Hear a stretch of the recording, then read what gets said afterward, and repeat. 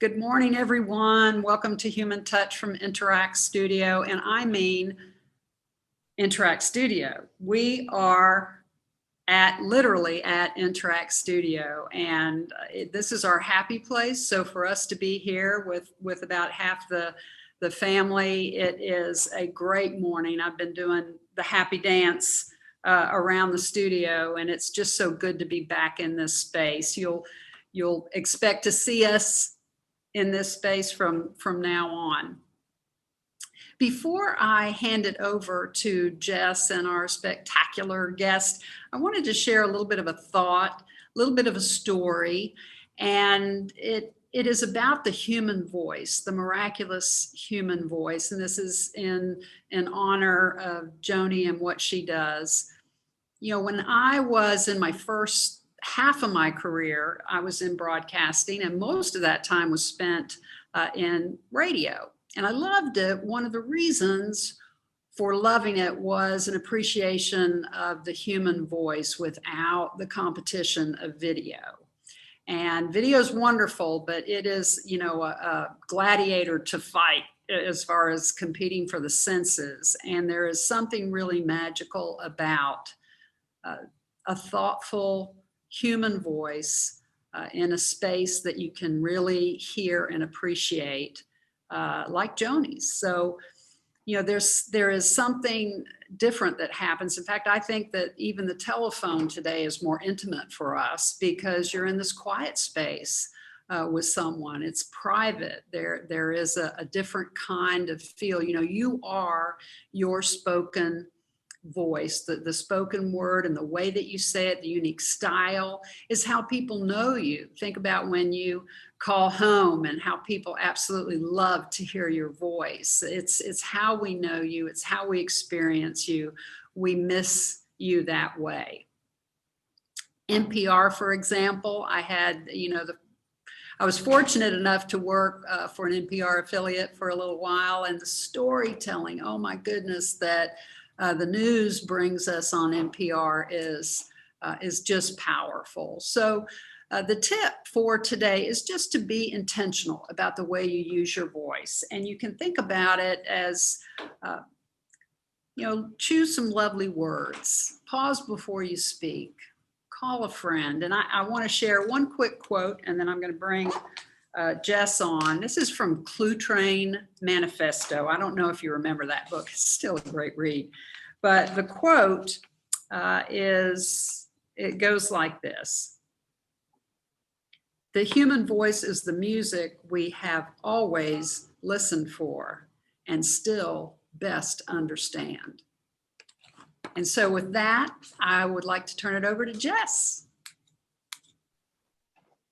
Good morning, everyone, and good morning, Joni. Thank you so much for being here to teach us a bit about podcasting and impart some of your wisdom on us. I think all of us might be having a challenge of pollen podcasting voice.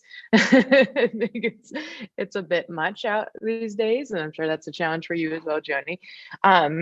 So if you're not familiar, Joni is a very popular podcast called Amplifier for WFAE, as well as works on many others for WFAE. And we want to learn a little bit about how you do it and how you tell these stories. Raise your hand if you guys listen to podcasts. I'm a huge podcasting fan. Like, my phone is full of them, and I will do all my chores just listening to podcasts. And what Lou was saying about the voices, like, some of them are just iconic. Like, I'm Phoebe Judge, or I'm Sarah Koenig with This is Serial. So the voices. We want to know, Joni, how you impart your personal self into your work and what makes you tick about doing these podcasts. Oh gosh, well, we could easily, and I truly mean this, easily make this a full day seminar.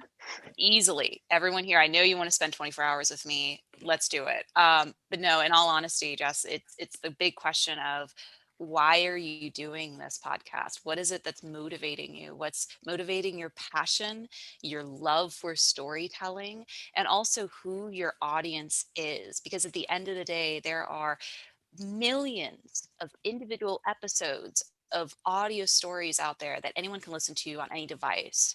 So it's a competitive environment in one way, but at the same time, it's an intimate environment. It's one that you're able to truly connect with the audience on a level where they consider you their friend, their companion, their personal newscaster, if you will. So it's one of the big questions, why get into podcasting and how can I succeed in it? And that's really motivated by your individual goals. Is it for yourself and your soul and your mind and body and spirit? Is it for your community? Or maybe it's for revenue or marketing or branding. The list goes on. So I'm really happy to be here today, folks. And again, thank you so much to Interact for inviting me to be here. In the short time we have together, I'm going to try to go through and share with you what I've learned and what the national industry standards have learned in the last few years as podcasting has continued to grow and grow to this behemoth of a now industry. So I'm going to quickly share my screen and I'm going to walk through a presentation that I've shortened just for today. Like I mentioned, this is something that I could easily spend an hour on with Q&A. So with that said, we'll give you like the Cliff Notes version. I'll just call it the Joni Notes version. Yeah. And of course, if you are looking for more resources or information, we actually did a full festival devoted to podcasting in all ways, the marketing side of it, the editing side. It was called the Charlotte Podcast Festival. You can find resources, including full-length seminars and sessions on charlottepodcastfestival.com in case you need like the main course after this appetizer. So really quickly, what I'm going to do in the time I have with you today, share considerations for planning out your podcast, and that includes knowing your individual voice and your authentic storytelling ability. Provide some tech tips, because let's be honest, some of us are like, do I need to invest $1 million in tech? Quick answer, no, you don't. And then answer any questions you all have. If you want to put them in the comments on Facebook or on social media, or obviously in the Zoom, feel free to. And just know I'm an open resource too. I'm happy to stay connected. I love audio storytellers in our community. So really quickly, just to give context, we think that podcasting is like this big thing only in the last couple of years, but podcasting actually has been around for about 2 decades. It started in 2004. It was coined in 2004 as a merger of the words broadcast and iPod, because as you can imagine, it's an on-demand broadcast, on-demand radio, and at the time in 2004, really the only device you could listen to a podcast on was the iPod. I know, crazy iPod, right? So that's how podcast came to be. And at the time, too, it was a simpler environment, a quieter environment. Only individuals really did podcasting. Have changed since then, huh? Yeah. Well, the big thing is to note that podcasting really became a big thing in 2014. And that was because of a podcast that Jess actually brought up at the beginning, which is Serial. So you'll notice in this graph that at 2014, November 1st, 2014, when Serial, the true crime podcast hosted by Sarah Koenig, launched, that is when podcasting boomed.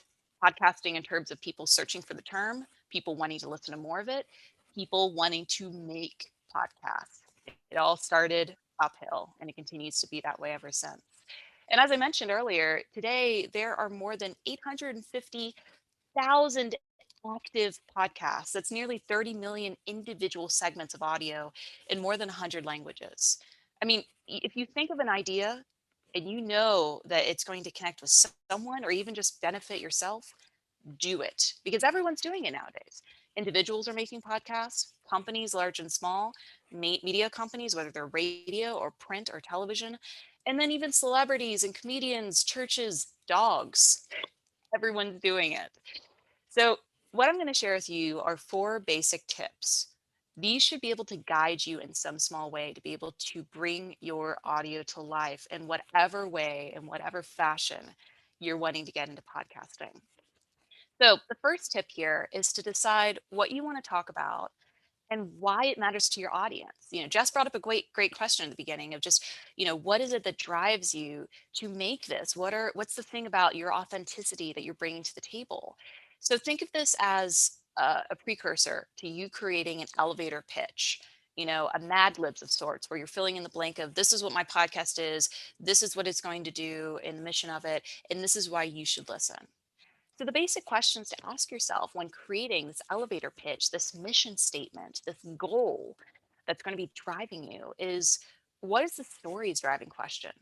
What are you writing about? What are you talking about? Why is it interesting? Is it going to inform and engage and inspire the audience? If so, what are you wanting the audience to walk away with so that they feel as if it was worthwhile for their time? And again, as you're dreaming up what this podcast is, what are the dream ingredients? If you're the chef, what's the salt? What's the pepper? What's the, meat? What's the vegetable that's going to help tell the story in terms of audio? Is it guest interviews, archival clips, music?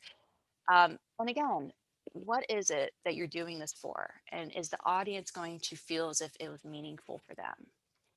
Now, as you're thinking out that elevator pitch so that you can adequately say to others, this is what my podcast is, and I have 20 seconds to tell you about it and hook you in, you're also going to figure out what is your genre, your format, your length, big considerations. Because if you know that, and if you know who your target audience is, their age, where they live, what their interests are, then you can do some competitive research, right? You can go and find other podcasts with target audiences that are similar.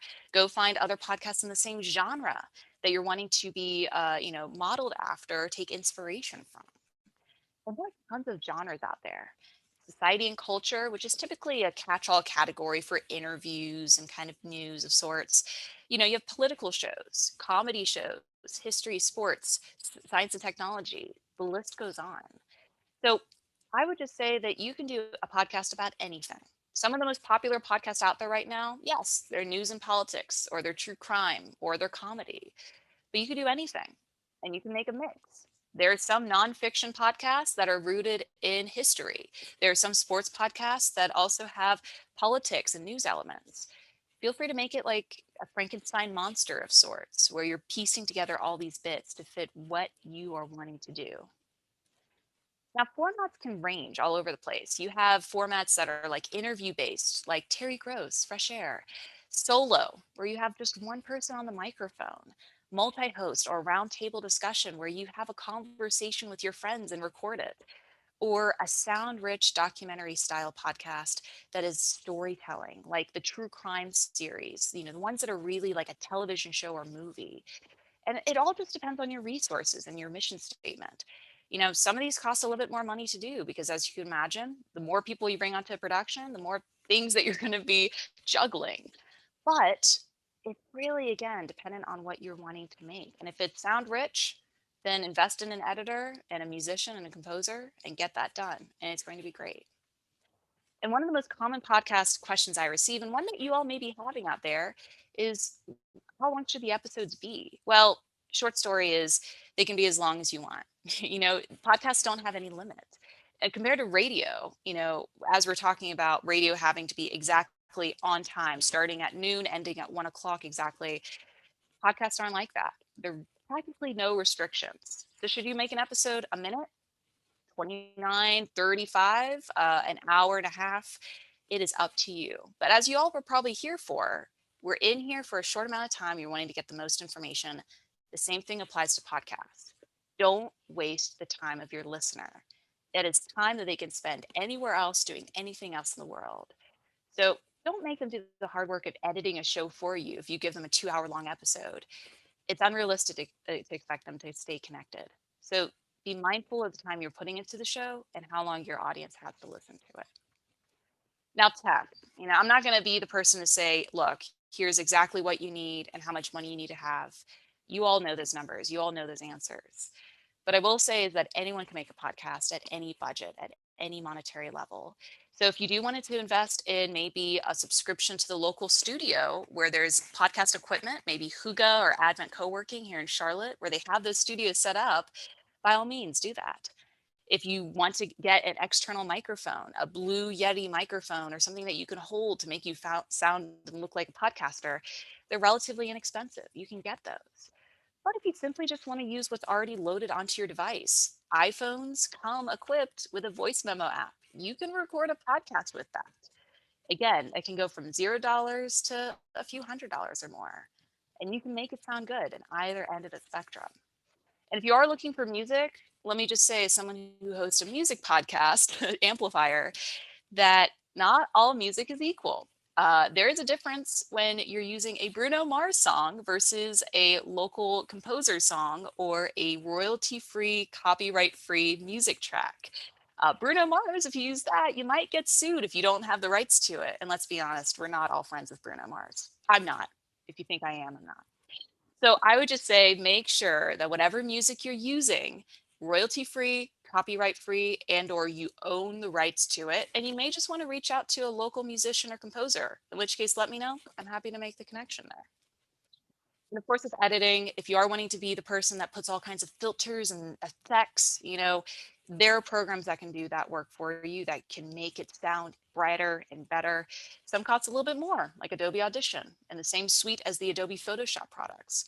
Some are free, like GarageBand on the Apple products. Again, it depends on what your capabilities are and what you want to do.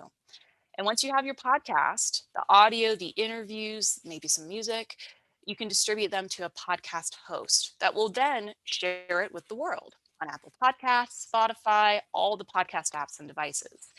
Again, some of these cost a little bit, but they also get you great data. If you want to know exactly who's listening and which country and which state, maybe on which day, Libsyn or a couple other of these podcast hosting sites will show you exactly that information, which can then help you with your content creation, your sponsorship packages, the marketing ideas you have to reach that audience. So some things to consider when you want to distribute that audio near and far. And look, marketing. Look, we're talking about this is basically a call where we're saying you want to brand yourself, you want to amplify voices and stories. So we got to talk about how you're connecting it with the audience and also the community at large. I talked in the beginning, one of the big questions being, who is your audience? What are you making this for? What are their interests? What are they doing? When you have that information, then you're able to create not just the content strategy, but the marketing strategy. You're able to say, okay, yes, I could be on all social media at all times. I could create a social media account for my podcast on every single platform. But smarter strategy, strategic idea is to think of who my audience is and are they going to be more likely on Facebook over Instagram, TikTok over LinkedIn? And you can make that determination. And likewise for, are you going to be doing virtual events? Are you going to, invest more in a certain kind of merchandise item? Are you going to do more print journalism for buys or ads, maybe more so than digital or vice versa? That all adds up because at the end of the day, you can talk into a microphone all you want, but if no one's listening to it because you're not connecting that content with the audience, is that what you want to do? Probably not. So we talked 4 things today, very quickly, of course. But the basic idea of this, of creating a podcast plan, is deciding what you want to talk about and why it matters to your audience, the best way to communicate it, the best way to produce it, and then sharing that audio with the world. And of course, there's so many more topics that have left to be talked about today about why it matters, how to be able to really monetize and the like. So if you have any other questions or want more resources, I highly recommend going to our website, which is from WFAE. It's the charlottepodcastfestival.com. And of course, you can follow me on social media and my email's there too, should you want to stay in touch. And that is my podcast spiel on the power and the creativity of podcasting. That was very comprehensive and amazing, Joni. I was learning. I do some podcasts and I was like, oh, I should be doing that. I didn't do that. So yeah, that is amazing. I'm curious with you when it comes to doing your podcast. What are some of the things that excite you most about doing like Amplifier, for example? And what are some of the challenges that you face that you think other people might come across? Well, the one thing I like about Amplifier is that it makes me, as a host and a producer for it, want to explore the city. It's making me almost like the audience want to learn more about where I'm based and the people and the different musicians and sounds that are coming together. And especially during quarantine, when over the past year, there really hasn't been live music as much. You haven't been able to leave your house as much or travel. And so, a podcast, and to the greater question, podcast can transport you. It can make it so that you are physically there or you're connecting with others, even if you're not able to really be there face to face. So that's one thing I loved is that as someone who's only been here in Charlotte for 4 years, I'm originally from West Virginia, which is a little different than, Charlotte, North Carolina in a few ways. This podcast and the podcasts we've done at the station have made me learn and grow about this region. And I feel like I have a more connection to it now in that way. We had a question from our team member, Susie Adams. She actually has two questions, and they're both very good. How long does it take to build an audience is the first question. Ooh, it depends. And I think it, it's almost similar to the question of what makes for a successful podcast, because there's no true answer to that, because it really depends on what your individual goal is. So in this case, your question of, how long does it take to build an audience? Well, an audience of 10 individuals listening every week that maybe aren't your family members, that is still an audience. If you're building an audience, let's say you have a goal if you're starting a podcast now, and at the end of this calendar year, you want to have an audience of 500, set that goal, look at ways to market the podcast with affinity groups that are interested in the topic. So finding Facebook groups, finding social media accounts, finding print news, digital publications that can promote your podcast. Track those. And then by the end of the year, if you hit that goal, okay, next calendar year, make that 1,500, make that 2,000, aim for that. But it's a hard question to ask, because there's not really a true, this is the number you should go for when building an audience. It's based off what you're thinking. Yeah. And she's asking, how do you stay patient while doing that? And kind of, speaking from personal experience with trying to grow a podcast, when do you throw in the hat at some point, or when do you try to think maybe this is not the correct medium for the story, or, what's that thought process? Yeah. And something I didn't share at the beginning of the presentation, when I shared that stat of there's, nearly 1 million active podcasts, I said, and I put in active for a reason, because there's actually more podcasts out there that are considered dead, in the sense that dead in that they uploaded a few episodes, upwards of 5 episodes, and then they called it quits. And that's what we called pod burnout or pod fade. When someone gets excited, they want to do a podcast, it's trendy, they feel like they can make money. They don't plan it. They don't, really figure out what they want to do and why it matters to them at the beginning. And then it just falls by the wayside.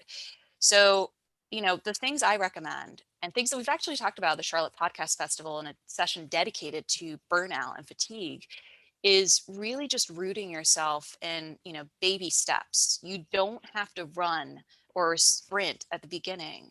At the beginning, let's say that you want to do a podcast once a month. You build up that routine of once a month, promising, it's going to be every, once the first Thursday of the month. And then when you get into that routine, you'd say, okay, I know that resources my time, because let's be honest, it's probably more of a passion project. You can do a little bit more. You can add on another episode, make it twice a month, make it bi-weekly. You don't have to make a daily podcast right at the start. So I think just baby steps, a step forward is a step forward. And also just take care of that. You don't have to be the Wonder Woman or the Superman or, the superhero and do everything all at once. Be realistic and tell your audience, look, I'm sorry, we took a vacation, or we will be taking a vacation next week. We're not doing a new episode, but stay with us. We're really excited for what comes next, or stay tuned and subscribed. I agree. I find that to be very authentic when I hear either podcasters or YouTubers say, like, hey, we're taking a break for some me time this month and we're going to get back into it. It reminds you that they're people too.